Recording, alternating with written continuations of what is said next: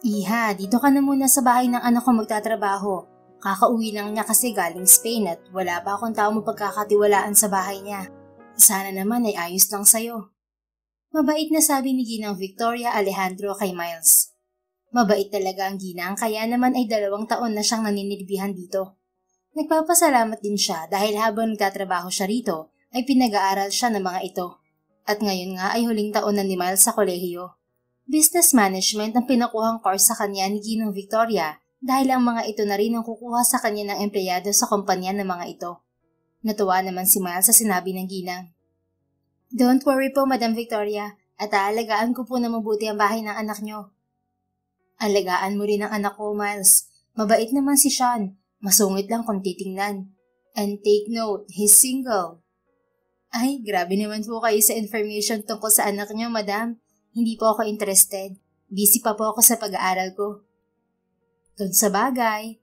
Pero siguraduhin mong hindi ka mahuhulog sa karisma ng anak ko, ha?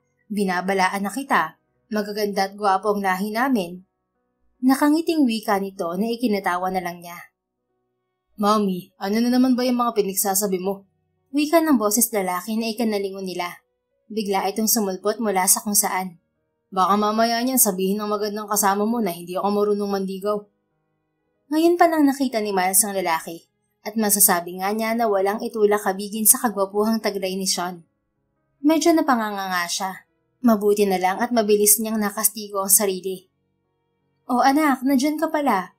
Para ka namang multo. Hindi man lang kita naramdaman na dumating ka. Nakangiting wika ni Ginang Victoria sa anak at niyakap ito. Paano niyo po ako mararamdaman? Busy kayo sa pinag-uusapan niyo. At ako pa ang main topic. Bineta na kasi kita anak eh. Wala kang matinong girlfriend. Sana lang ay makahanap ka na. Mukhang nakahanap na nga ako, ma'am. Nakangiting sagot ni Sean, sabay tingin kay Miles. Napaiwas naman ang tingin ng dalaga dahil sa lantarang paninitig ni Sean sa kanya. Mabuti naman kung ganun anak. Sigurado akong magkakaroon na ako ng apo niyan. Nako, munti ko nang makalimutang ipakilala si Miles sa'yo. Iho, siya nga pala ang magiging katulong mo rito sa bahay. Pero hindi siya whole day katulong ha at nag-aaral pa yang si Miles. Got it, ma'am. Bumaling ito sa dalaga.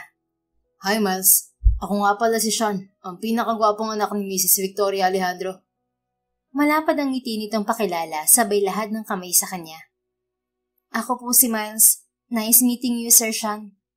Magalang na pakilala rin ni Miles at inabot ang nakalahad na kamay nito. Hihilahin sana niya ang kamay niya nang bigla na lang yung halikan ni Sean. Parang may kuryenteng dumali sa buong katawan niya nang maramdaman ang paglapat ng labi nito sa kamay niya. Sa gulat ay agad niyang hinila ang kamay sa binata. Nice meeting you too, Miles. Nakangiting wika ni Sean. Malakas na tumikhim si Ginang Victoria na tila nanunukso. Agad namang namula ang mukha ni Miles dahil sa hiyang naramdaman. So, paano ba yan, Iha? Maiwan na kita rito sa anak ko. Huwag kang matakot at hindi naman siya nangangagat. Paalam ni Ginang Victoria kay Miles. Malakas na malakas pa ang kabog ng dibdib ni Miles at para bang ayaw niyang paalisin ng ginang. Natatakot siyang maiwan kasama si Sean.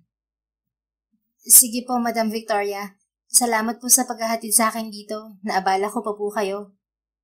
Naku, wala yun. At saka isa pa, mas mabuting sinamahan kita rito para maipakilala ko sa iyo si Sean ng personal. Ang gwapo ng anak ko, hindi ba? Madam Victoria, hindi makapaniwalang bulalas ni Miles sa pangalan ng ginang. Malakas na natawa si Ginang Victoria. Pasensya na po, madam. Ikaw talagang bata ka. Alam mo, pwede ka na magkaroon ng boyfriend. Graduating ka na at may trabaho na naghihintay sa'yo sa kumpanya ko. Bigyan mo rin ng oras ang sarili mo. Opo, Madam Victoria. Pakikinggan ko po yung payo nyo. O siya, at ako'y aalis na. Update mo na lang ako, okay? At saka, don't fall for my son. Babaerong isang yan. Bulong nito sa huling tinuran. Hindi ko po siya type, Madam Victoria. Huwag kang pasigurado, Iha. May hinig itong nanunudyo. Bye, Miles. Ikaw na bahala sa anak ko, okay? Bye, Iho, anak. Ikaw na bahala kay Miles. Lumabas na nga ng tuluyan sa bahay ang ginang. Kumaway pa si Miles dito bago ito pumasok sa kotse nito. Nang makaalis ang kotse nito ay napabaling si Miles kay Sean. Nakatingin lang ito sa kanya at pangiti-ngiti pa. Kinabahan tuloy siya sa uri ng ngiti nito. Mukhang manyak pa ata ang anak ng amo niya. Umiwas siya rito ng tingin at balak na niyang mag-ayos ng gamit niya sa magiging silid niya. You know what, Miles? You're amazingly gorgeous. Halos pabulong na puri ni Sean sa kanya. Napilitan siyang lingunin to. Pero nanlaki ang mga mata niya nang pagpihit niya ay biglang maglapat ang mga labi nilang dalawa. Mabilis siyang lumayo sa binata. Sorry, sir. Nagulat kasi ako nang magsalita ka sa likuran ko eh. Kaya napalingon tuloy ako. Hininaan na niya ang huling sinabi. Ayos lang. Pabor naman sa akin at natikman ko ang labi mo. Parang kasing pula ng mansanas at sinambot ng marshmallow. Ngisi nito sa kanya. Nanlaki naman ang mga mata ni Miles sa narinig kaya mabilis na lumipad ang isang palad niya sa mukha ni Sean. Bastos! Tama nga ako. Manyak ka. Kung akala mo'y madadaan mo ako sa ganyan, pues, dyan ka nagkakamali. Ibahin mo ako sa mga babaeng nakilala mo. Dahil hindi ako easy to get. At wala akong pakialam kahit anak ka pa ng amo ko. Nire-respeto ko sila kaya irespeto mo rin sana ako. Hindi ko naman sinabing easy to get ka, Miles. And I'm not a pervert too. Nagkataon lang talaga na nagustuhan agad kita sa unang tingin ko pa lang sa'yo. And I do respect you. Hindi ko lang napigilan na purihin ang labi mo. Kay tatamis talaga ng dila yung mga lalaki, no? Sorry ka na lang at hindi ako mahilig sa matamis. Tabi. Itinulak niya si Sean para makadaan siya. Hindi niya akalain na isang bastos pala ang anak ni Madam Victoria. Kung alam niya lang ay noon ka siyang papayag na maging katulong sa bahay nito. Napakayabang. Porke ba'y gwapo siya at mayaman, ganun na lang siya kung umasta. And for God's sake, 20 years old kong inangatan ng labi ko. Pangarap ko mahalikan ng isang sikat na Hollywood actor. Tapos nanakawin niya lang? Kainis. Ako pa ang nagsorry. Ang walang ya. Inis na bulong ni Miles sa kanyang sarili. Bukas pa naman ang umpisa ng trabaho niya, kaya magkukulong na muna siya sa kanyang gagamitin na silid. Samantala, wala sa sariling napahawak si Sean sa kanyang labi. Yun ang unang beses na bigla na lang tumibok ng mabilis ang kanyang puso dahil lang sa paglalapat ng labi nila ni Miles. Ano bang nakita ko sa'yo at parang gusto na kitang angkinin, Miles? Tanong ni Sean sa sarili. Napailing na lang siya. Siguro napana na ni Cupido ang kanyang puso. Hindi talaga ito mawala sa utak niya. Maging sa pagtulog ay ang mukha pa rin ng babae ang nakikita niya. Nababaliw na ba ako? O kaya ay nasapian ng ibang espiritu? Magpaalbularyo na kaya ako? Tanong ni Sean nang magising kinabukasan na si Miles pa rin ang nakikita kahit saan siya mapatingin. Mababaliw na ako nito. Kinulam ata ako ng babaeng yun. I should call Dad. Tama, siya lang ang makakatulong sa akin sa problema kong to. Wika pa ni Sean sa sarili. Mabilis siyang nag-ayos at bumaba na para puntahan ang ama sa kanilang mansyon. Good morning, Sir Sean.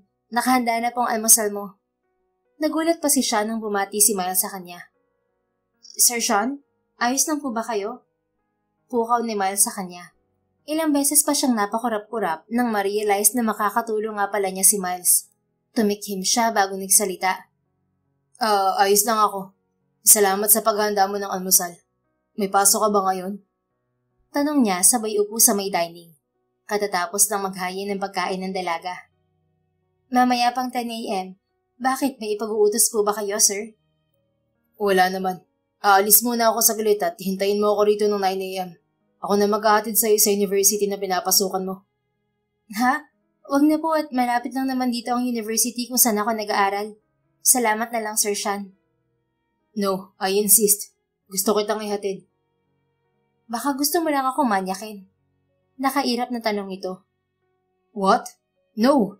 Wala naman kasi akong gagawin ngayong umaga, kaya ihahatid na lang kita. Matitipid mo pang pamasahe mo. Paliwanag ni Sean. Okay, sabi mo eh. Kumain ka na. Sabay na tayong dalawa. Mauna ka na at may gagawin pa ako sa itaas. Hoy, isandali nga lang. Hinila ito ng binata pa upo. Inis na hinila ni Miles ang kamay mula kay Sean. Ngunit mahigpit ang pagkakahawak ni Sean sa kamay nito kaya nagpadala na lamang ito. Simula ngayon ay sabay na tayong kakain ng agahan, tanghalian at hapunan. Pero dahil pareho tayong busy sa tanghalian ay sa agahan at hapunan na lang tayong magkakasabay. Maliwanag ba? Hindi ako pumapayag sa gusto mo, no? Ako ang amo, kaya akong susundin mo. Maotoridad niyang sabi. Malakas na bumuntong hininga si Miles at padabog na umupo ng ayos. Damihan mo ang kain mo at parang ang payat-payat mo. Wika ni Sean habang nilalagyan ng pagkain ang pinggan ni Miles. Hindi ako payat, no? Talagang sexy lang talaga ako. Whatever. Mas maganda pa rin sa babae ang may laman. Hindi yung parang buto-buto na lang. Excuse me, hindi ako buto-buto, no? Just eat. Napairap nilang si Miles at nagsimula ng kumain. Pagkatapos ay nagpaalam na si Sean kay Miles na aalis na. I gotta go. Basta ang bilin ko sa'yo Huwag mong kalimutan. I will drive you to the university, okay? Mariing bilin niya sa dalaga. Oo na, para namang may magagawa ako. Pabulong na wika ni Miles pero umabot pa rin yun sa pandidig ni Sean. I hear you. Oo na, sige na. Alis na para mabilis kang makabalik. Baka mamaya niyan malate pa ako na dahil sa'yo. Pagkatapos yung sabihin ni Miles ay tinalikuran na agad nito ang binata. Napapailing na napapangiti na lang si Sean. I think I got this bad. Bulong niya bago sumakay sa kotse niya. Ilang sandali pa nga at nakarating na si Sean sa bahay ng mga magulang. Mabuti na lang at naabutan pa niya ang ama. Good morning, Dad. May lakad ka ba? Good morning, son. May lakad kami ng mami mo. Anong nakain mo at nandito ka ngayon? Balik tanong sa kanya ng ama. May itatanong sana ako sa'yo. Can I talk to you in private? Ilang minutes lang po. Yeah, sure. Wala pa naman ang mami mo at mukhang nagpapaganda pa. Sa library tayo. Nang makapasok na sila sa library ay umupo ang dalawa sa malapad na sofa. Ano ba ang pag-uusapan natin, iho? Tanong kaagad ni Mr. Bernard sa anak. Kasi Dad, itatanong ko sana kung ano bang naramdaman mo nung nalaman mong mahal mo si Mami. Napangiti ang Ginoo. Akala ko pa naman importante ang itatanong mo, anak. Like you want to ask about business. Pero gusto ko yung tanong mo. Ibig sabihin ba niya na may napupusuan ka ng babae? Dad, it's not like that. So, may sagot ba sa tanong ko? Of course, meron, anak. Kapag kasi nagmahal ka, hindi mo wala-wala sa isipan mong babaeng yan. Para bang nakaukit na siya sa buong sistema mo. Parang may kuryenteng dumadaloy sa balat mo kapag nagkakadikit kayong dalawa. Bumibilis din ang pagtibok ng puso mo kapag nasa malapit lang siya. O kaya ay kapag nakangiti siya sa'yo. Nakakabaliw ang pakiramdam ng umiibig, anak. Kaya sana nasa tamang babae ka. Paliwanag ni Mr. Bernard. Mukhang nasa tamang babae nga ako, Dad. Wala sa sariling wika ni Sean. Oh, you're in love, son? Kailan pa? At sino namang malas na babaeng iniibig mo? Dad naman, hindi kaya malas na babaeng gusto ko. I think, na-love at first sight ako sa kanya. That's new to hear. Ayan lang ba ang pinunta mo rito? You want a confirmation kung mahal mo na siya o hindi pa? Yes, Dad. Sagot ni Sean. Akmang tatayo na siya nang makita niya ang isang magazine. Nakasulat doon ang Plan It, Be With Her. Hindi alam ni Sean kung bakit nakaisip kaagad siya ng plano para mapasa kanya si Miles. Naisip niyang conservative ang mommy niya. Para itong makalumang tao na kapag nakitang magkatabi ang lalaki at babae, ay agad nitong ipinapakasal. At gagawin niya yon para makuha si Miles. Dad, I have a plan. Gusto ko nang mapasa akin si Miles. Ayoko mapunta siya sa iba. Can you help me? Seryosong tanong niya sa ama. Nagulat naman si Mr. Bernard sa nalaman na si Miles ang nagugustuhan ng anak. Miles? You mean Miles Mercedes? Ang working student namin? Are you sure, Sean? Sunod-sunod na tanong ni Mr. Bernard sa anak. Yes, Dad. Kahapon nang ipakilala siya ni Mommy, alam kong gusto ko na agad siya. Hindi rin siya mawala-wala sa isip ko. I know that I have feelings for her. Nararamdaman ko yun. So what's your plan? Baka naman masama yung binabalak mo, son. Papatayin tayong dalawa ng mami mo kapag nagkataon. Gustong-gusto pa naman niya si Miles. Para nang anak ang turing ng mami mo sa kanya. Alam ko yun, Dad. Kaya nga yun ang gagamitin ko para makuha ko si Miles. Alam kong hindi siya pababayaan ni Mami. Isi-set up ko siya. Magpapanggap akong lasing at papainumin ko siya ng sleeping pills. Wala naman akong gagawing masama sa kanya eh. I respect her. Magtatabi lang kaming dalawa sa pagtulog. Then dapat ay nasa bahay na kayo bago pa man magising si Miles. Dapat makita nyo kami ni Mami sa ganong akto. Then, Mom will insist that I should marry Miles. Ganun lang yun kadali, Dad. I think that's not a good plan, Sean. Pipikutin mo yung tao, anak. Ligawan mo na lang si Miles. Huwag sa ganyang paraan. Mas masarap kung nagmamahalan kayo. Daddy naman, tulungan mo naman ako. Ito lang talaga ang nakikita kong paraan para maging akin agad si Miles. Narinig ko kasi siya na wala pa siyang balak na magkaroon ng nobyo. Pero kasi naman natatakot ako mawala siya. Baka may magustuhan siyang iba. Ayoko nun. Ngayon lang ako na-inlove sa babae, Dad. Kaya pagbigyan mo na ako. Pakiusap ni Sean sa ama. Malalim na napabuntong hininga si Mr. Bernard. Nahihirapan itong magdesisyon pero para sa kaligayahan ng anak ay tutulungan nito si Sean. Fine, tutulungan kita sa plano. Ipapanalangin ko na lang na magtagumpay ka. Dahil kung hindi ay pareho tayong kakatayin ng mami mo. Pagpayag ni Mr. Bernard. Masayang niyakap ni Sean ng ama. Thank you so much, Dad. Dapat 6 a.m. nandun na kayo sa bahay, Bilin ni Sean sa ama. Okay, sige na. At baka nandyan na ang mami mo. Mauna ka nang umalis para hindi siya maghinala sa plano nating dalawa. Okay, Daddy. Bye. And thank you dahil sa pagtulong mo. I owe you one. Mabilis na umalis si Sean at masayang pumunta sa kanilang bahay kung saan naghihintay sa kanya si Miles. Inip na si Miles sa labas ng bahay. 5 minutes na lang para mag-alas 9 ng umaga. Kapag wala pa talaga ang lalaking yun ay sasakin na lang siya ng taxi. Bakit kasi ako naniwala sa lalaking yun? Mas mabuti pang mag-book na lang ako ng taxi. Kairitang lalaking yun. Kausap ni Miles sa sarili. Kinuha niya ang cellphone at nagsimula ng magpunta sa Grab app para makakuha ng service. Pero nagulat siya dahil sa biglang isang malakas na busina ng sasakyan. Diyos ko naman, atakihin yata ako sa puso nito. Nanggugulat lang. Inis na wika ni Miles sa sarili bago lumabas ng gate. Napanganga pa siya nang makita si Sean na nakangiti sa kanya. Binuksan nito ang pinto ng kotse. Sabay ka na. Mas mabuting maaga ka makarating sa university kaysa naman malate ka. Wika nito. Ibinaling niya ang paningin sa ibang direksyon at baka tumulo na ng tuluyan ng kanyang laway. Salamat. Malapit na nga akong malate. Anong maaga? Pumasok na siya sa loob ng kotse nito. Habang nasa daan ay panay ang tanong ni Sean sa kanya. Para itong investigador kung makatanong. Anong favorite food mo, Miles? Sabi mo, hindi ka mahilig sa matatamis. Anong gusto mo? Maalat? Nakaka-UTI yun. Dapat hindi ka kumakain ng mga ganyang pagkain. Maasim ba? Dapat hindi yun ang kainin mo at baka magkaroon ka ng acid reflux. Dapat ang kainin mo ay mga healthy foods. Pero hindi rin naman masama kung kumain ka ng matatamis minsan.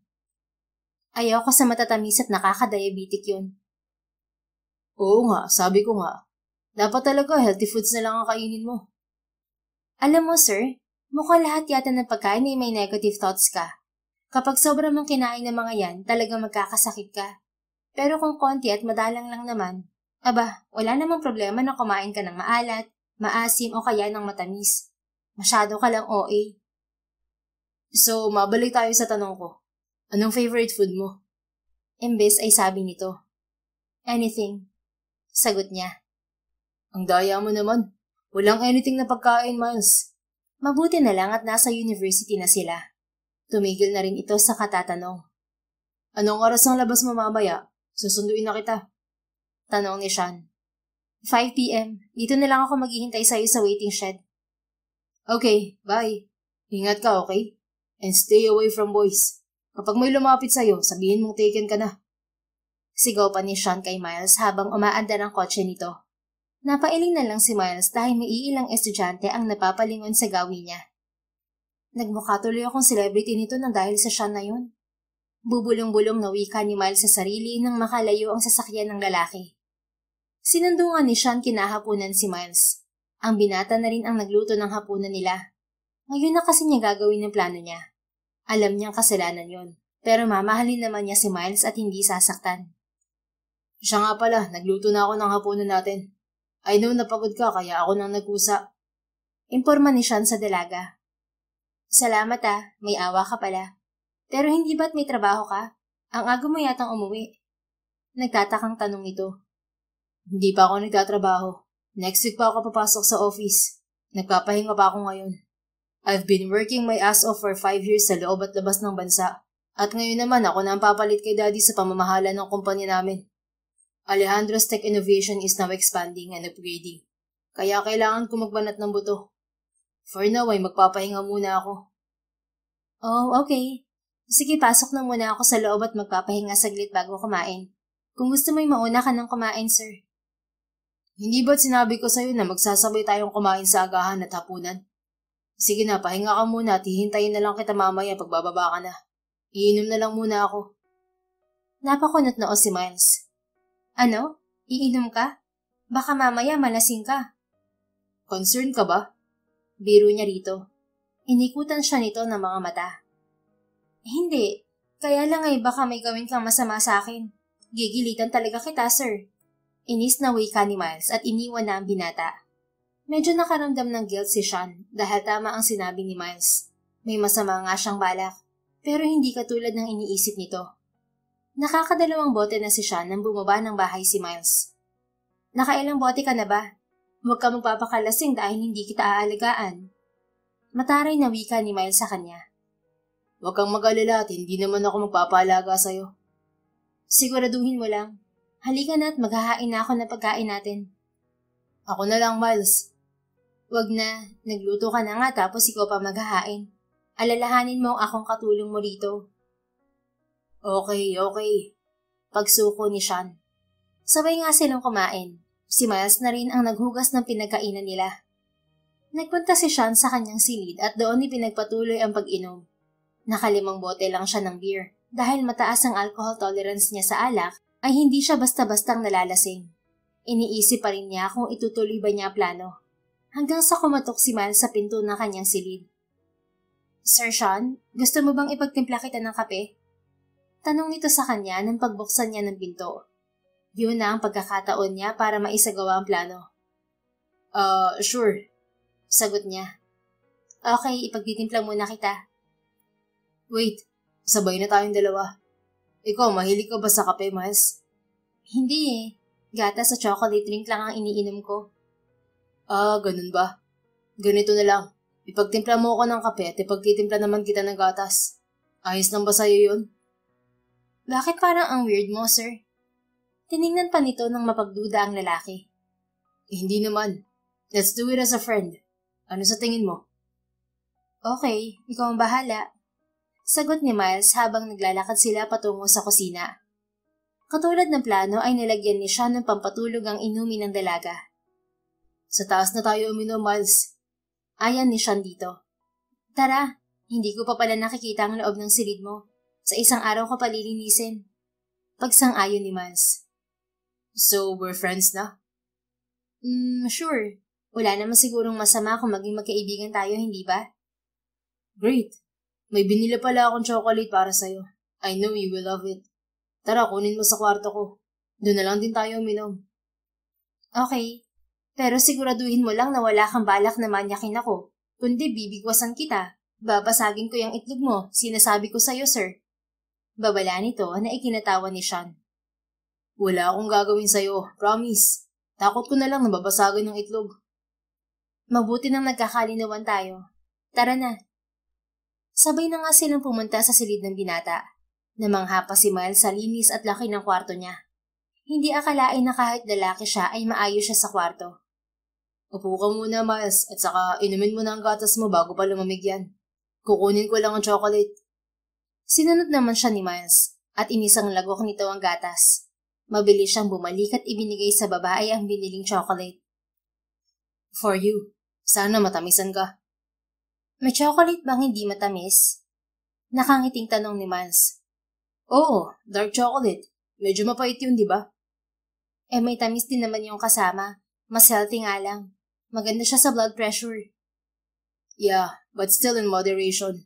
Pero yung binigay ko sa'yo ay milk chocolate. Gusto mo ba yun o mas gusto mo ang dark chocolate? Di ako mahilig sa dark, napapaitan ako. Thank you ah. You're welcome. Iinumin ko na pala tong tinimpla mong kape sa akin. Sabi ni Sean at ininom na nga niya ang kape na mainit pa. Sir Sean, inaantok na ako. Ganun ba? Gusto mong ihatid na kita sa silid mo? Patay mali siya niyang tanong. Pero alam niyang umi-epekto na ang sleeping pills na nilagay niya sa drinks nito. Wag na sir, kaya ko naman eh. Tumayo si Miles sa takmang hahakbang nang bigla itong mahilo. Hinawakan agad ito ni Sean sa siko. Ilang sandali pa ay tuluyan na itong nakatulog. Tinitigan ito ni Sean sa magandang muka. I'm sorry, Miles.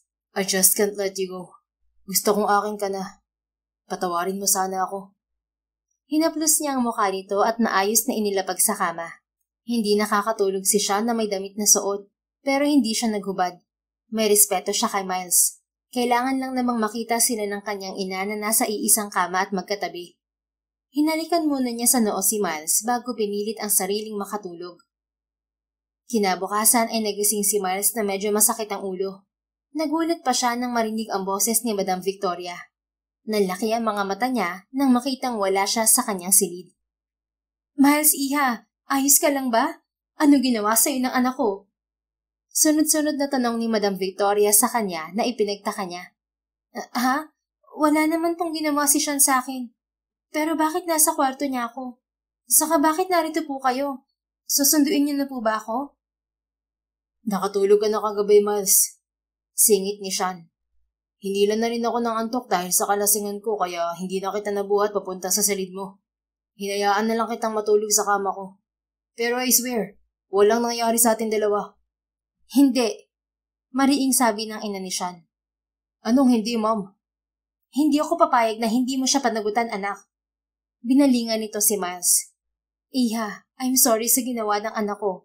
Alam mo namang para na kitang anak kong ituring. Ayaw kong maagrabyado ka. Kaya ipapakasal kita sa anak ko. Kalapas tangalan ng ginawa niya sa'yo. Ano po? Pero Madam Victoria, wala naman pong nangyari sa amin ni Sir Sean. Nagkataon lang na pareho kami nakatulog at no, iha. It's not proper na magkatabi kayong matulog. May nangyari man sa inyo o wala. I will call our family lawyer para ayusin ang papers niyong dalawa. Bukas na bukas din magpapakasal kayong dalawa. Madam Victoria naman marami pa po ako plano sa You can still reach your dream kahit nakasal ka na, Miles. Ang sa akin dito ay pangalagaan ng puri mo. You're a woman, at kailangan kang panagutan ng anak ko. Nakakahiya sa mga magulang mo kapag nalaman nila ang ginawa ng anak ko sa'yo. Ang mga babae ay dapat na iginagalang. Pero wala nga pong nangyari sa aming dalawa, madam. Giit niya. Sean, magsalita ka naman. Tumutol ka. Sabihin mong hindi mo ako pananagutan dahil wala namang nangyari sa ating dalawa. Baling at pakiusap niya kay Sean. Ngunit yumuko lang ito at umiling. Pananagutan kita, Miles. Katulad ng gusto ni Mommy. Laglag ang balikat na napaiyak na lang si Miles. Hindi pa siya handang mag-asawa. Ayaw niyang mag-asawa. Marami pa siyang hindi nagagawa sa buhay. This is for your own good, iha. Tayo na't sa bahay ka na muna tumira. Alos sa kanya ni Ginang Victoria dahil nakita siyang malungkot. Bukas na lang kayo magkita ni Sean sa araw ng kasal niyo. Mamamanikan din kami sa inyo at huwag ka nang sumama. Ako na magpapaliwanag sa mga magulang mo tungkol sa nangyari ngayon. Binalingan nito ang asawa.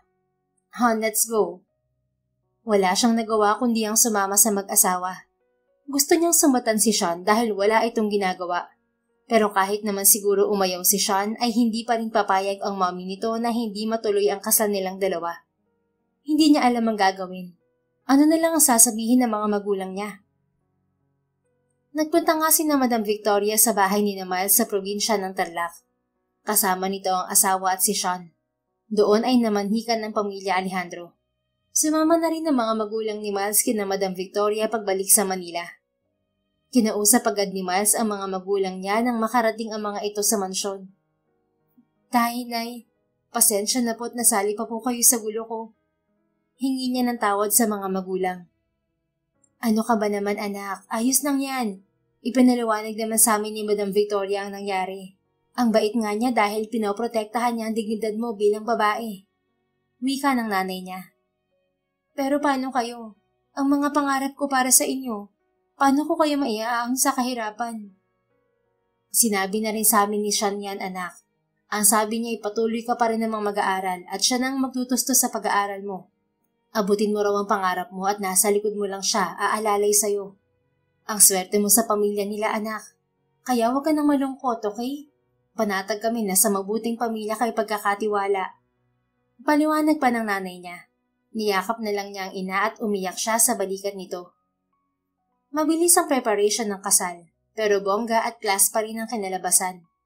Sa yaman ni Sean ay naging posible ang imposibleng mangyari sa isang araw lang. Garden wedding ang theme ng kasal nila. Akala nga ni Miles ay simple lang ang gaganapin, pero higit pa sa inaasahan niya ang nangyari. Maging ang gown niya ay hindi rin basta-basta. May mga diamond pang disenyo na tiyak niyang tunay. Hindi niya alam kung saan yung binili ni Sean at ayaw na niyang isipin pa.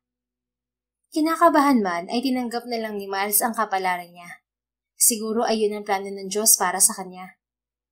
Habang naglalakad sa aisle kasama ang mga magulang, ay bumilis ng bumilis ang pagtibok ng puso ni Miles. Mas dumoble pa o trumiple ang kagwapuhan at kakisigan ni Sean sa paningin niya. Nginitian siya nito nang magtama ang kanilang mga paningin. Iho, ikaw na bahala sa anak namin. Sana ay alagaan mo siya ng mabuti at mahalin. Bili ng tatay ni Miles kay Sean. Huwag po kayong mag-alala at gagawin ko po siyang reyna ng buhay ko, tay. Pangako naman ni Sean sabay tingin kay Miles. Pinamulahan naman siya ng muka, habang sina Madam Victoria at Mr. Bernard ay parehong nakangiti habang nakatingin sa kanila. Binibigay ko sa inyo ang aming basbas. Ito lang ang payo ko sa iyo, Sean. Huwag na huwag mong sasaktan ng anak namin. Dahil kung gagawin mo yon, mas mabuti pang isauli mo na lang siya sa amin. Welcome na welcome palagi si Miles sa aming munting tahanan. Napaiyak si Miles sa sinabi ng nanay niya. Mahal na mahal nga talaga siya ng mga magulang. Hindi ko po yung gagawin ay. Mas mabuting ako na lang ang masaktan. Huwag lang po si Miles. Sinserong sagot ni Sean.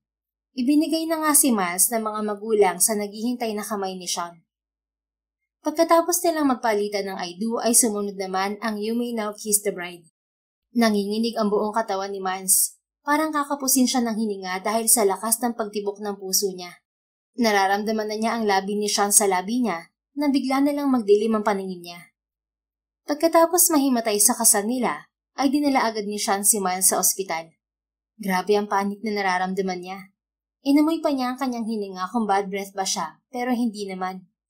Mabuti na lang at sinabi ng doktor na sobrang kinakabahan lang si Miles kaya ito nahimatay.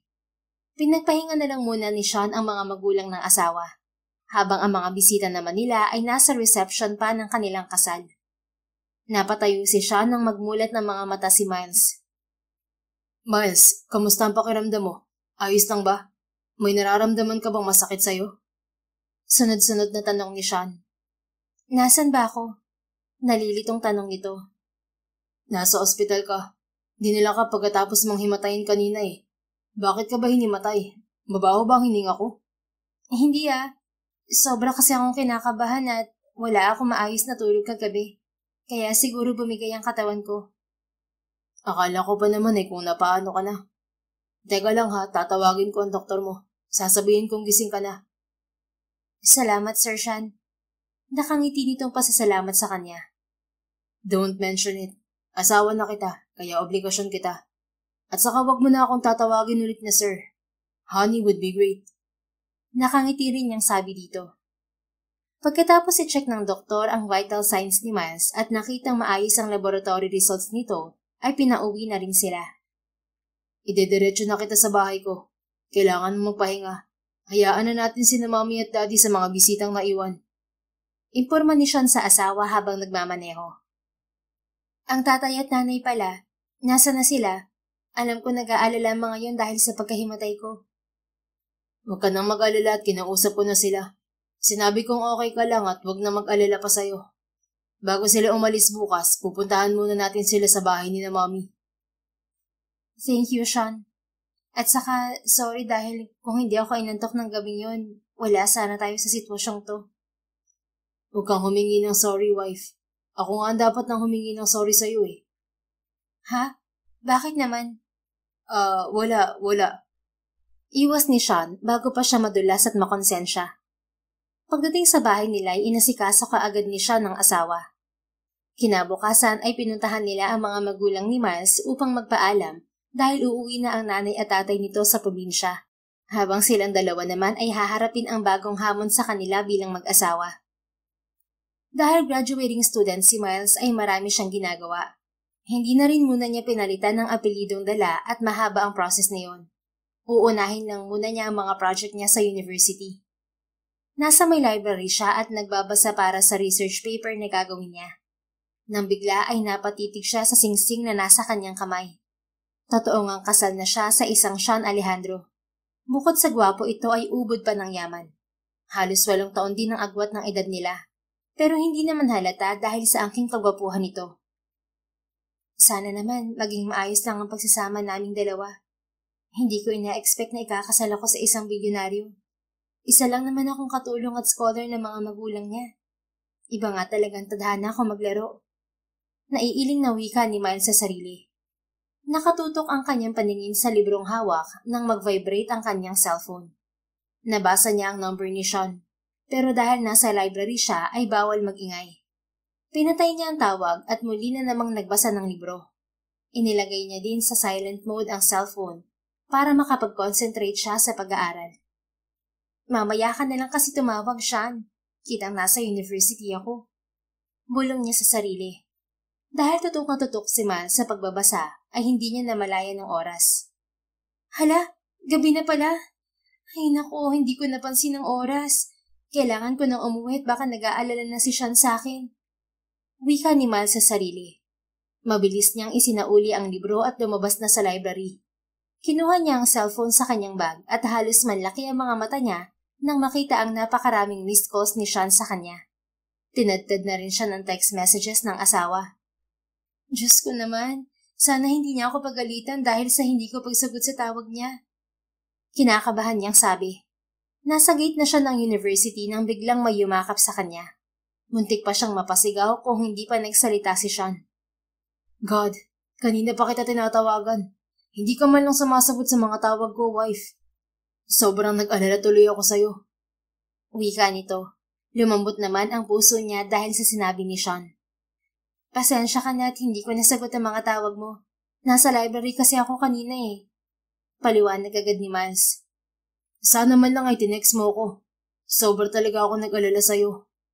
From now on ay ibigay mo sa akin ang schedule mo para mahatid sundo kita rito sa university. Palagi rin kitang papaloadan para makapag-reply ka kagad sa akin. I will connect your GPS too para alam ko kung nasaan ka, okay? Ikaw ang bahala. Good. Tara na't kanina pa ako gutom. Sa labas na tayo kumain. Ayaw mo bang ipagluto kita?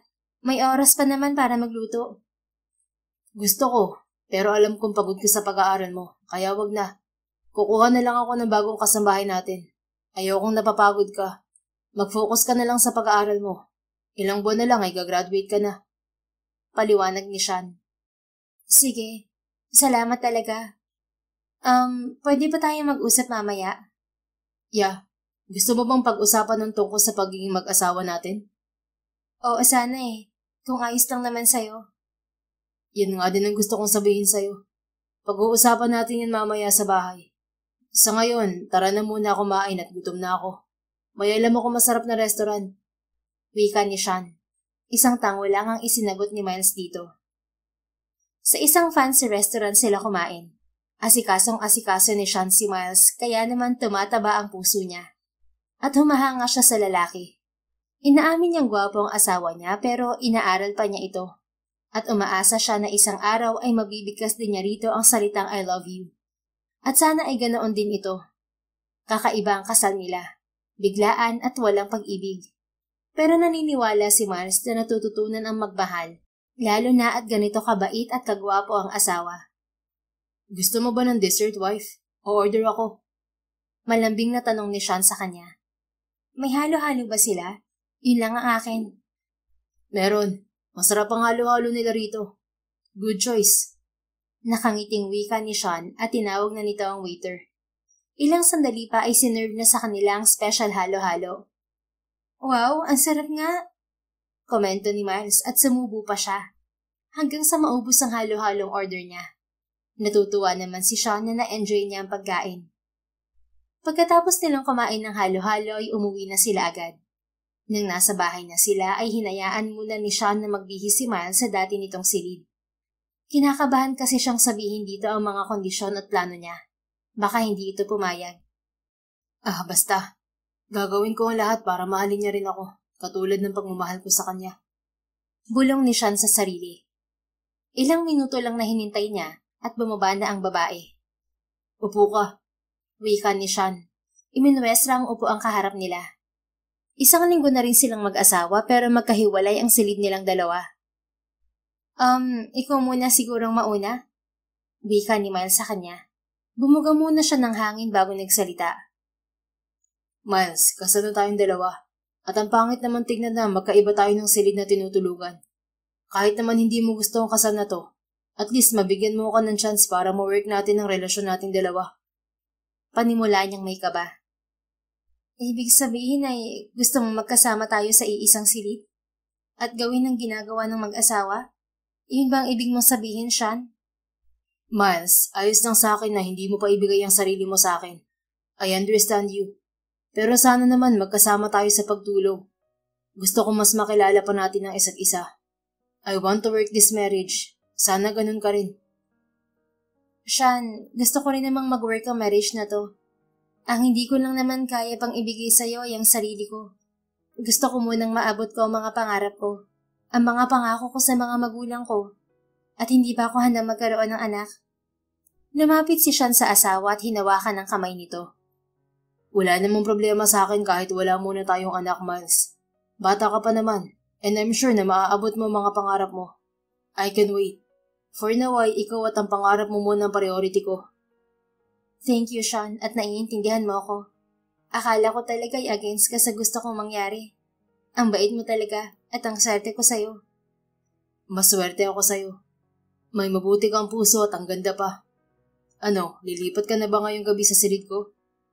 Oo, bukas ko na lang ililipat ang iba ko pang gamit. Sure, tutulungan na lang kita bukas. Hindi ba't may pasok ka? Tutulungan kita sa hapon at susunduin din kita. Sabay na tayong umuwi, okay? Masayang wika ni Sean sa asawa.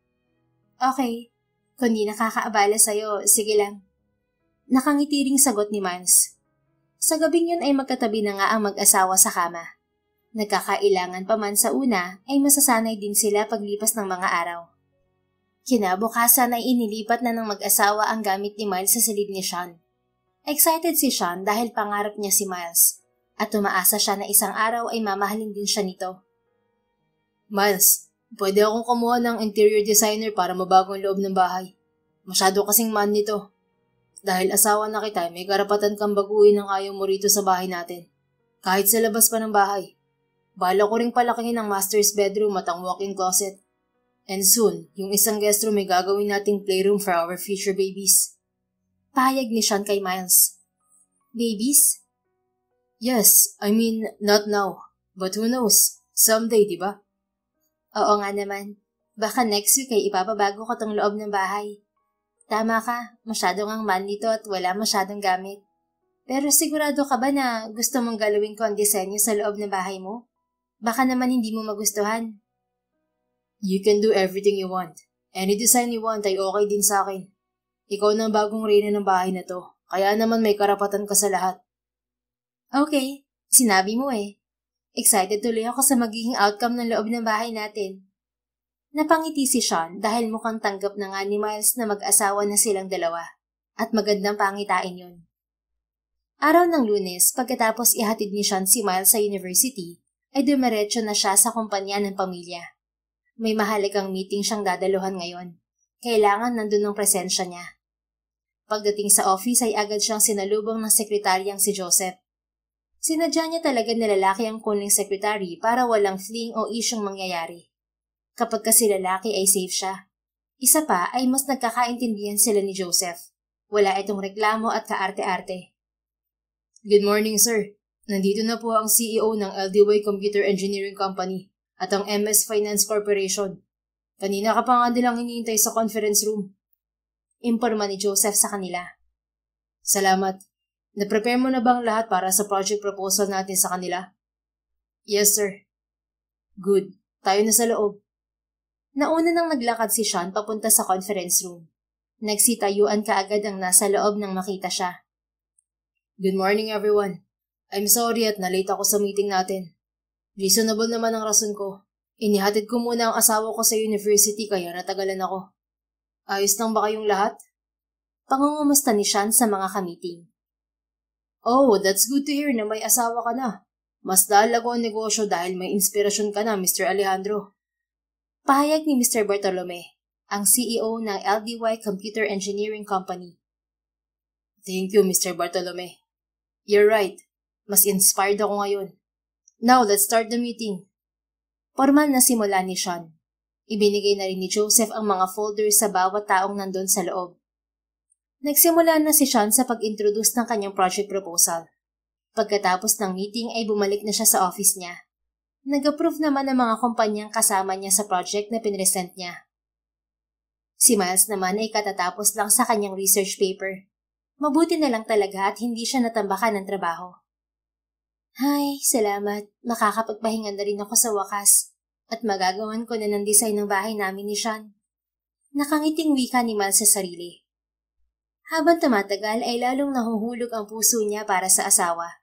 Kaya naman naging inspiration niya ito para makapagtapos ng pag-aaral at para may maipagmalaki siya sa kanyang asawa. Katulad nga na dating ginagawa ni Sean ay sinusundo nito at hatid palagi si Miles sa university. Hi Miles, how's your day? Nakangiti nitong tanong sabay halik sa kanyang pisngi. Nasasanay na rin si Miles sa paghalik ng asawa sa pisngi niya. Nasa loob na sila ng sasakyan at nagmamaneho na si Sean nang magsalita siya. Ayos lang naman. Sa wakas ay natapos ka ng research paper na ginagawa ko. Mabuti naman at natapos mo na. Me too, I have a good news. Anong good news naman yan? Kasi pumasa ang project proposal ko. And because of that, let's celebrate. Hoy ha, hindi porket mayaman ka ay parati tayong sa labas kakain. At saka asawa mo ko. Gusto ko rin namang asikasuhin ka. Kahit sa ganung bagay ay masuklian ko man lang ang mga ginagawa mong kabaitan sa akin. Malambing na wika ni Miles. Ang sweet naman pala ng misis ko. At dahil sinabi mong ipagluluto mo ako, mag-grocery na lang tayo. Ikaw nang mamili ng gusto mong lutuin. Yes, at last makakapag-grocery na rin tayo. Parati mo na lang kasi akong dinadala sa labas kaya hindi na nagkakaroon ng restock ang refrigerator mo. At saka, namiss ko rin naman ang magluto. Sabihin mo lang ang mga gusto mo at ibibigay ko lahat sa'yo. Ay, oo nga. Munti ko nang makalimutang sabihin sa'yo na baka pwede mo na ako samahan para makahanap ng interior designer ng bahay natin. Malambing na pakiusap ni Miles. Si Mommy ang expert dyan. Let's visit them tomorrow. Sabado naman eh. Wait, may pasok ka ba bukas? Tanong ni Sean sa kanya. Wala. Tamang-tama nga at hindi na natin nadadalaw ang mga magulang mo. Si nanay at tatay ay parati kong tinatawagan at kinakumusta sa probinsya. Malayo pa naman ako sa kanila. Don't worry at kapag clear na ang schedule ko, dadalawin natin sila. Or much better kung magbakasyon muna sila rito sa atin. Ano sa tingin mo? Pwede rin. Pag-usapan na lang natin yan kapag tapos na ang bahay. Wika niya sa asawa. Ilang sandali pa nga ay nasa grocery store na sila. Tulak-tulak ni Sean ang malaking cart at si Miles naman ang tagalagay ng mga pagkain sa cart. Gusto mo ba ng adobong manok with pinya sarap? Tanong ni Miles kay Sean. I love adobo. Sure, wife. Okay, ang lulutuin ko ngayon ay adobo at fish fillet na binalot sa breadcrumbs. Masarap ang sauce noon. Mukhang masarap nga yan sa kwento mo pa lang. Gagawa rin ako ng veggie salad. At para sa panghimagas natin, ice cream. Parang batang sigaw ni Miles. Napapangiti na lang si Sean habang nakatingin sa kanya. Sa bagay, bata pa naman talaga si Miles. 24 pa lang, habang si Sean ay turning 32. Punong-puno na ang kanilang cart kaya pumila na sila sa cashier. Ang laki ng binayaran ni Sean, pero isang swipe lang ng black card nito ay bayad lahat ng ginrocery nila. Umuwi kaagad sila pagkatapos ikarga ni Sean ang pinamili sa kotse nito. Pagkarating sa bahay ay agad nagsimulang magluto si Miles. Napapangiti si Sean sa tuwing sinusubuan siya ni Miles ng niluto nitong fish fillet. Wife, mukhang patatabain mo ako ah. Kanina mo pa ako sinusubuan. Ako naman ang susubo sa'yo. Say ah. Ibinuka naman ni Miles ang bibig nito para masubuan niya. Ang sarap talaga ng fish fillet kapag may breadcrumbs. Plus ang sarap ng gawa kong sauce. Hindi ba, mister? Tanong ni Miles sa kanya. Yeah, ang galing mo palang magluto. Parang ayaw ko na lang na kumain sa restaurant nito. Mas gusto ko ang lutong bahay mo. Tama, mas healthy pa. Garantisadong malinis at mas makakatipid pa tayo. Hindi naman porket mayaman ka ay gastos ka lang ng gastos. Dapat ay magtipid ka rin. Yes, ma'am. Anyway, naalala kong wala pala akong card na binigay sa'yo. Kaya heto, gamitin mo to kung may bibilhin ka or may gusto ka. Okay, wifey? Wag na, may ipon pa naman ako kaya ayos lang. Ginagastusan mo naman ako sa pag-aaral ko. Tanggi ni Miles sa ATM card na binibigay niya. Miles, always remember na asawa kita. Kung anong pagmamay-ari ko, ipagmamay-ari mo na rin. Responsibilidad na kita kasi nga asawa na kita. Ang ipon mo, sa'yo yan. Kaya please, tanggapin mo na ang ATM card na to.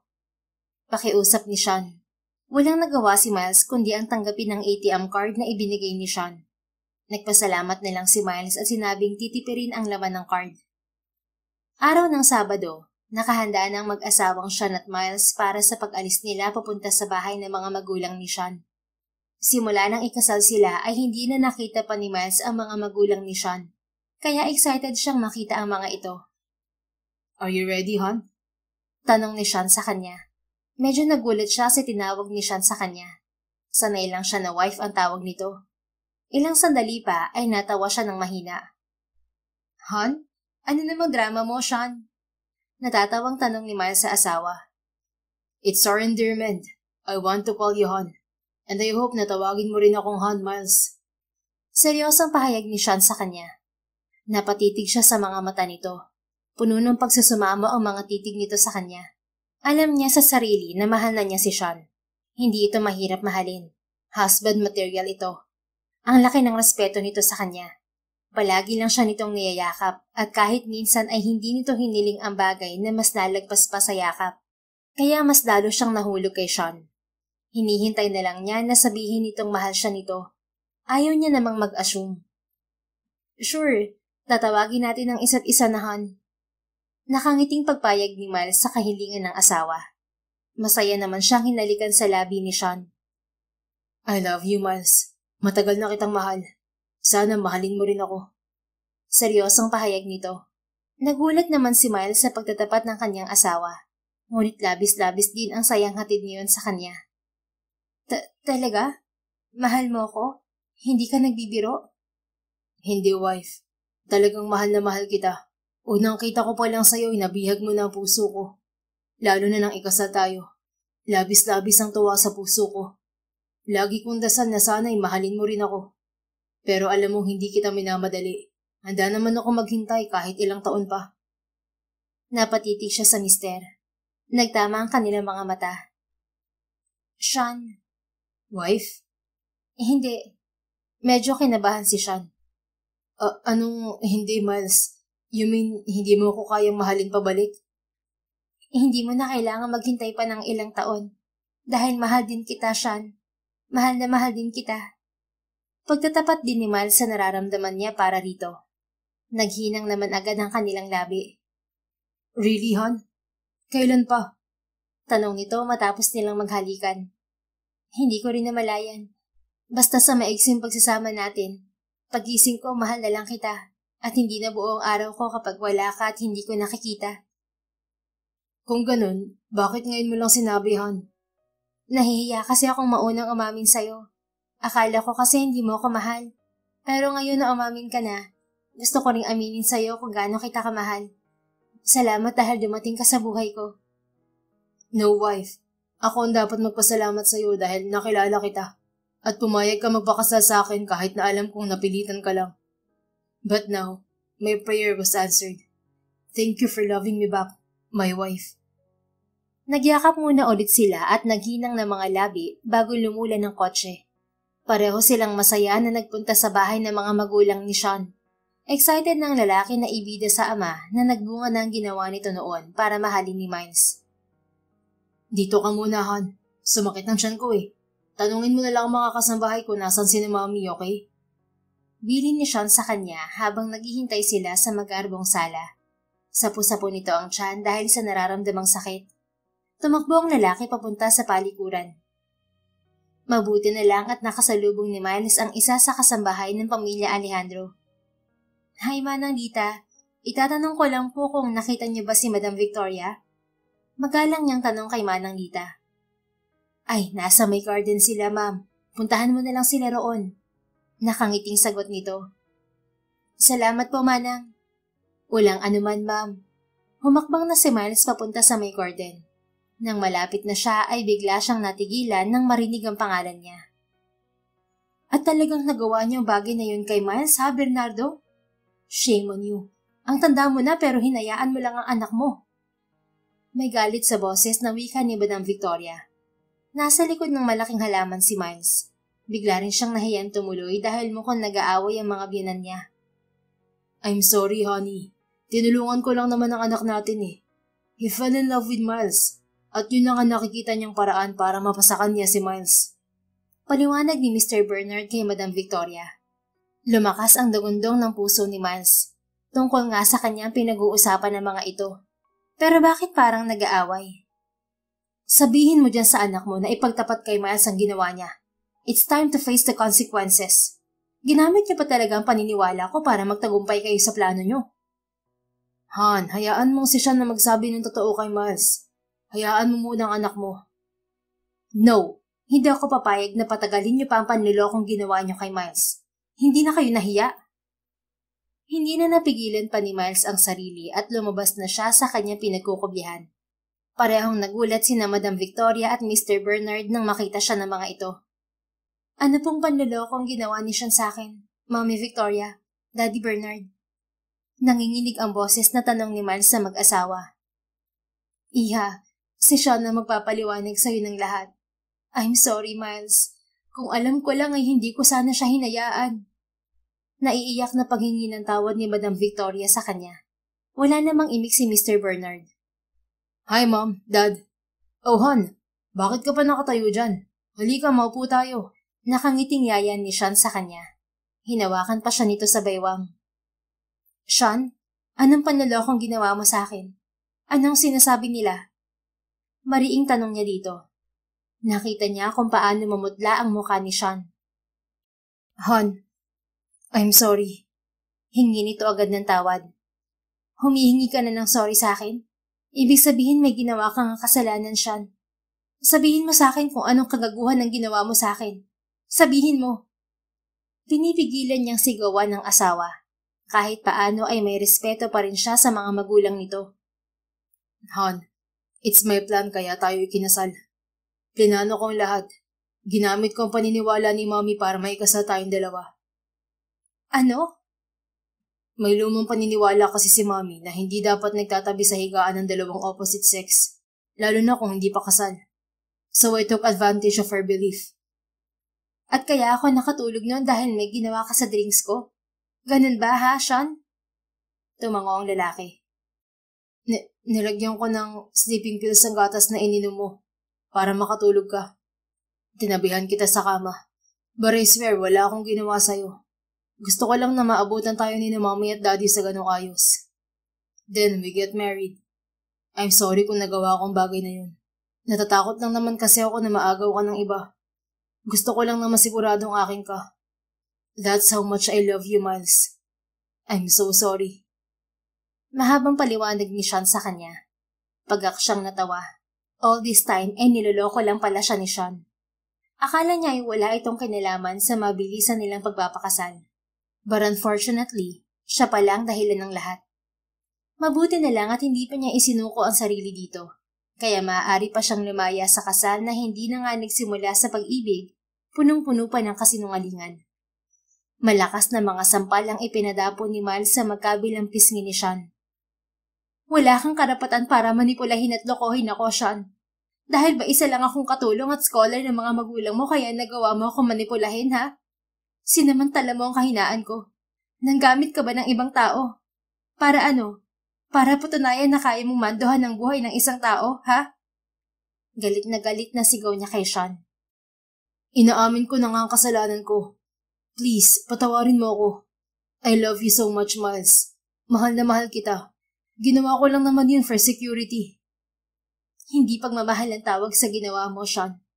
Pagiging makasarili, yan ang ginawa mo. Mag-file ka na ng annulment. Gusto ko na makipaghiwalay sa'yo. Marami ka namang pera, hindi ba? Kaya mo namang magmanipula ng tao. Pues mag-file ka ng annulment. Kailangan bago ako umalis ng bansa, hindi na nakakabit yung apelyido mo sa pangalan ko. Kamakailan ay naayos na ng abogado ni Sean ang pagka-change status niya. Pero hindi pa niya ginagamit ang apelyido nito sa iba niyang legal na mga IDs. Miles, huwag ka namang makipaghiwalay sa akin, please. Isipin mo naman ang mga pinagsamahan natin. Hindi ba't mahal mo na ako? Please, nagmamakaawa ako sa'yo. Gagawin ko lahat para makabawi. I just love you kaya nagawa ko yun, hon. Bakit naman ako maaawa sa'yo? Hindi ka nga naawa sa akin nang lokohin mo ako, di ba? Alam mong hindi ba ako handang mag-asawa noon? Tapos malalaman ko ngayon na planado mo ang lahat? Mandaloko ka. Tinatapos ko ng lahat ng meron tayo. Sigaw ni Miles at tinalikuran na ang mag-anak. Ni wala siyang sinabi sa mga biyenan niya. Ni hindi niya hiningan ng paliwanag ang ama ni Sean na kasabot pa sa panloloko sa kanya. Mabilis na nakarating si Miles sa bahay nila ni Sean. Inilagay niya sa malaking bag ang mga gamit niya. Inilagay din niya ang ATM card na ibinigay sa kanya ni Sean. Hindi niya gagamitin ang pera ng manlolokong kagaya nito. Naghanap siya ng apartment na malapit lang sa university na pinapasukan niya. Sayang naman kung hihinto siya at 2 buwan na lang ay gagraduate na siya. Sinabi ni Miles sa mga magulang ang ginawa ni Sean. Ang payo ng mga ito sa kanya ay magpalamig muna siya at pag-usapan nila ni Sean ang problema nilang dalawa kapag hindi na siya galit dito. Pero hindi niya yun gagawin. Makikipaghiwalay na siya ng tuluyan sa lalaking nanloko at pinaikot lang siya. Hinding-hindi kita mapapatawad, Sean. Hinding-hindi. Pangako ni Miles sa sarili. Mahal niya si Sean at hindi niya alam kung kailan siya makaka-move on sa asawa. Naiinis siya dahil kung kailang mahal na niya ito, ay saka pa niya nalaman ang totoo.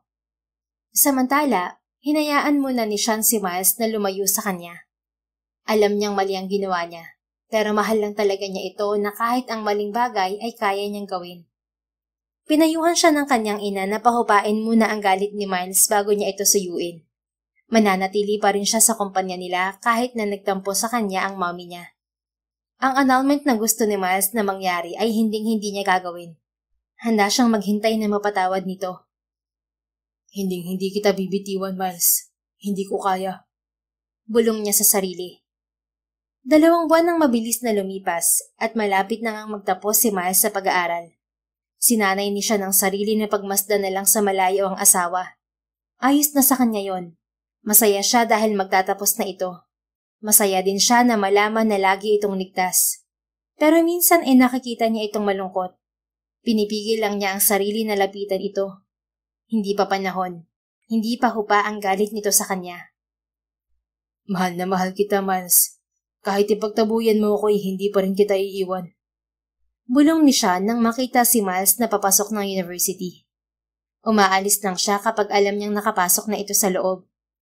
Hanggang sa sumapit na ang araw ng graduation ni Miles. Naganda si Sean ng isang bouquet of flowers para sa babaeng minamahal. Gusto niya lang naman itong i-congratulate sa araw na ito. Inabangan niya si Miles sa labas ng university. Ilang sandali pa nga ay lumabas na ito kasama ng mga magulang nito. Mabilis niyang nilapitan ng asawa. Hi, Miles. Gusto ko lang sabihin sa'yo na congratulations. Pagbati niya kay Miles. Umirap naman ang babae. Dapat hindi ka nalang pumunta pa rito. Umalis ka na nga lang. Ang ganda ng araw ko, sinisira mo lang eh. Taboy ni Miles sa kanya. Nasaktan naman si Sean sa sinabi nito. Mabilis pa itong naglakad palayo sa kanya. Nginitian lang siya ng mga biyenan. Tinapik pa ng biyenan niyang lalaki ang balikat niya nang susunod na ang mga ito kay Miles. Ngunit nanlaki ang mga mata ni Sean nang hindi mapansin ni Miles ang isang sasakyan ng mabilis na pagpapatakbo. Miles! Sigaw niya sa asawa at mabilis na hinila ang kamay nito. Itinulak niya ang babae palayo sa paparating na kotse. Ngunit sa kasamaang palad ay hindi nakaiwas si Sean sa kotse at siya ang nahagip ng sasakyan. Tumilapon siya sa sementong kalsada. Hindi na niya nasundan pa ang nangyari dahil nilamon na siya ng kadiliman. Agad na isinugod ni Namal si Sean sa ospital. Nanginginig ang katawan niya dahil sa sobrang kaba na nararamdaman niya para kay Sean. Alam niyang hindi ipina-announce ni Sean ang kasal nila. Sinabi yun sa kanya ni Madam Victoria. Mahal pa rin siya ng asawa at alam niya yon. Kaya lang ay galit pa rin siya dito. Pero ngayon nang nag-aagaw buhay si Sean dahil sa pagliligtas sa kanya, ay gustong sisihin ni Miles ang sarili. Ipinasok sa operating room si Sean. Habang nasa labas lang siya at naghihintay. Ang driver naman ng sasakyan na nakabangga sa kanila ay nasa kustodiya na ng mga pulis. Diyos ko, patawarin niyo po sana ako. Huwag niyo naman pababayaan si Sean. Mahal na mahal ko po siya. Patawarin niyo po ako kung nanaig ang galit ko dahil sa ginawa niya. Nananalig po ako sa inyo, Diyos ko. Iligtas niyo po si Sean. Pangako po nakakalimutan ko ng galit ko sa kanya basta maligtas lang siya. Panalangin niyang naiiyak na. Tinawagan na rin ni Miles ang mga magulang ni Sean, habang ang mga magulang naman niya ay pinauwi na muna niya sa kanyang apartment. Ayaw niyang mag-alala ang mga ito. Nang dumating ang mga magulang ni Sean, ay doon na humagulgol ng iyak si Miles. Mami Victoria, patawarin niyo po ako. Ako ang dahilan kung bakit nasagasaan si Sean. Umiiyak na sabi niya kay Madam Victoria. Shh, wala kang kasalanan. Tahan na anak, wika ni Mami Victoria. Pero hindi siya nakinig at sinisi pa rin ang sarili. Hindi ko mapapatawad ang sarili ko kapag may nangyari sa kanya.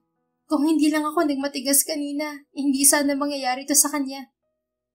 Makakaligtas si Sean. Tatagan mo ang loob mo anak. Mahal ka niya, kaya natitiyak kong lalaban siya. Ilang oras ang nakaraan. Sa wakas, lumabas na rin ang doktor sa OR. Nagpasalamat si Miles at matagumpay ang isinagawang operasyon kay Sean. Makalipas ang 1 linggo ay pinalabas na rin si Sean sa ospital. Si Miles ang nag-aalaga sa asawa. Ayaw niya itong pabayaan at iwan. Isang araw ay kinausap siya ni Sean. Miles, kung napipilitan ka lang na alagaan ako, huwag ka nang mag-abala. Kaya ko naman kumuha ng mag-aalaga sa akin eh. Sige na, umuwi ka na at sigurado akong gusto ka na rin makasama ni nanay at tatay. You can go home with them sa province. Di ba plano mo umuwi ron pagka-graduate mo? Wika ni Sean sa kanya. Medyo malungkot ang boses. Hindi na. Umuwi na si nanay ng 1 araw pa. Uuwi na lang ako sa kanila kapag magaling ka na. But you don't have to do all of this. Ano ka ba? Utang ko sa'yo ang buhay ko. Saka asawa kita, di ba? Kaya tungkulin ko na alagaan ka. Saka, salamat nga pala ha at sinagip mo ang buhay ko. At alam mo bang na-realize ko na hindi ko pala kayang mawala ka sa akin? Pagtatapat ni Miles sa asawa. Anong ibig mong sabihin? Nauutal na tanong ni Sean. Mahal na mahal pa rin kita, Sean. At hindi ko kayang mawala ka sa akin. Kaya naman, pinapatawad na kita sa ginawa mo sa akin. Sana lang huwag mo nang uulitin yun. Bigla namang napalitan ng saya ang lungkot ni Sean kanina. Totoo, wife. Pinapatawad mo na ako. Hindi ka na makikipaghiwalay sa akin. Masayang paniniguro nito. Hindi na po, honey. Oh God, maraming salamat at dininig niyo ang panalangin ko, oh Lord. Salamat po. Bumalik na ang asawa ko. Umiiyak na pasasalamat ni Sean sa Diyos. Hinalikan ito ni Miles sa labi na agad naman itong tinugon. I love you so much, Miles. Mahal kita hanggang sa dulo ng walang hanggan. Thank you for forgiving me. Babawi ako, pangako. Mahal na mahal din naman kita, Sean. Mahal na mahal. Basta wag ba nang uulitin ang ginawa mo noon, okay? At muling naglapat ang kanilang labi. Humingi rin ng kapatawaran si Mr. Bernard kay Miles. Mabait naman ang pamilya Alejandro, kaya lang ay nagkaroon ng maling desisyon si Sean. Sa kumpanya ng pamilya Alejandro nagtrabaho si Miles. Si Madam Victoria mismo ang nagtitrain sa kanya. Nag-iisang anak si Sean at tagapagmana. Kaya naman silang mag-asawa ang inatasan ni na Madam Victoria na magtutulungan para lalong lumago ang kumpanya. Na-renovate na rin ang bahay ni na Sean at Miles. Natupad na rin ni Miles ang mga pangarap para sa magulang na tumulong sa mga ito para guminhawa ang buhay. Pinatayuan niya rin ang mga ito ng bahay sa probinsya. Suportado siya ni Sean sa lahat ng bagay. Makalipas nga ang 2 taon ay biniyayaan ng 2 anak ang mag-asawa. Namuhay sila ng masaya kasama ang kanilang mga anak. Sino ang mag-aakala na ikinasal man sila na walang pagmamahal ang isa, ngunit sa huli ay nagtagpo rin sila at naging iisa ang damdamin. At ang dating kasambahay, ngayon ay reyna na ng buhay ng napakagwapo niyang asawa. The end. If you enjoyed this story, Please don't forget to like, subscribe, comment, and share. Your support helps us reach more people and spread the love. Thank you for tuning in, and we're looking forward to seeing you again soon. In the meantime, please take care and may God bless you always.